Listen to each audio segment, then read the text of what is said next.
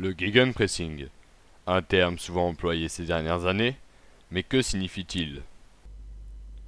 Composé de gegen et de pressing, ce mot mi-anglais, mi-allemand signifie littéralement contre-pressing.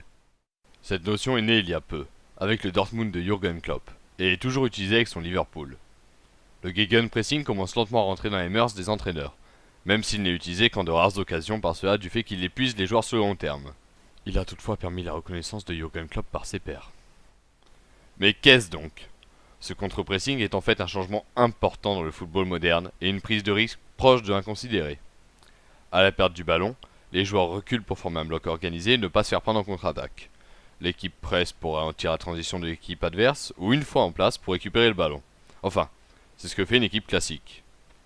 Quand le gegenpressing est utilisé, les joueurs ne reculent plus à la perte du ballon. Ils avancent. Tous les joueurs montent et plusieurs attaquent le ballon.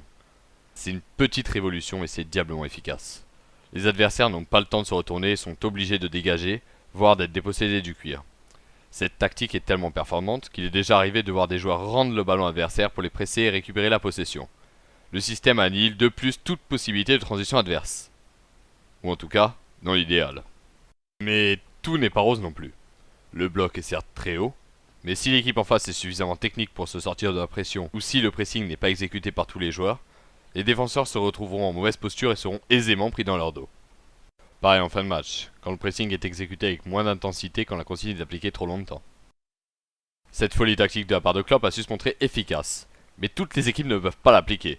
Faut que les joueurs aient une grinta suffisante pour vouloir attaquer le ballon, faut pas qu'ils aient peur du duel, bon faut qu'ils portent un peu leurs couilles. Faut aussi avoir des joueurs très endurants, que ce soit sur un match ou dans toute la saison, même si pour ce dernier cas un bon rempli peut suffire. Mais sachez-le, ce n'est pas le premier entraîneur de l'histoire à réaliser un contre-pressing à la perte du ballon. Prenons deux points de comparaison. Guardiola et Sacchi. Deux entraîneurs réputés à leur temps. Sacchi avait une consigne simple à la perte de la balle. Les joueurs proches du ballon pressaient, tandis que les autres se replaçaient rapidement en ligne défensive pour empêcher une contre-attaque. Guardiola use également d'une tactique simple à résumer, même si elle est très difficile à mettre en pratique. Dès la perte du ballon, les joueurs se placent entre le porteur du ballon et ses équipiers pour couper toutes les passes possibles et forcer le jeu long, ainsi la récupération du ballon. Cette tactique est efficace pour récupérer le ballon rapidement, mais dans une moindre mesure que celle de Klopp. Elle a néanmoins d'autres avantages, épuisant moins les joueurs et exposant moins la défense. Que peut-on donc dire? On peut déjà dire que ça a surpris des adversaires. C'était radical de la part de l'Allemand, mais c'était pas insensé quand on repense au pressing des Pays-Bas des années 70. Bref, passons. Résumons le gegenpressing. C'est un pressing qui se réalise dès que le ballon passe sous le contrôle ennemi.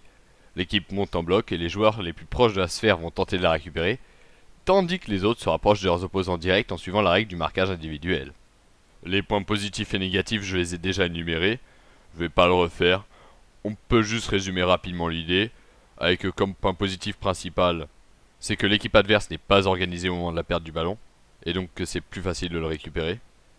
Et en point négatif principal, c'est que ça fatigue beaucoup l'équipe, et qu'il faut être très présent au duel.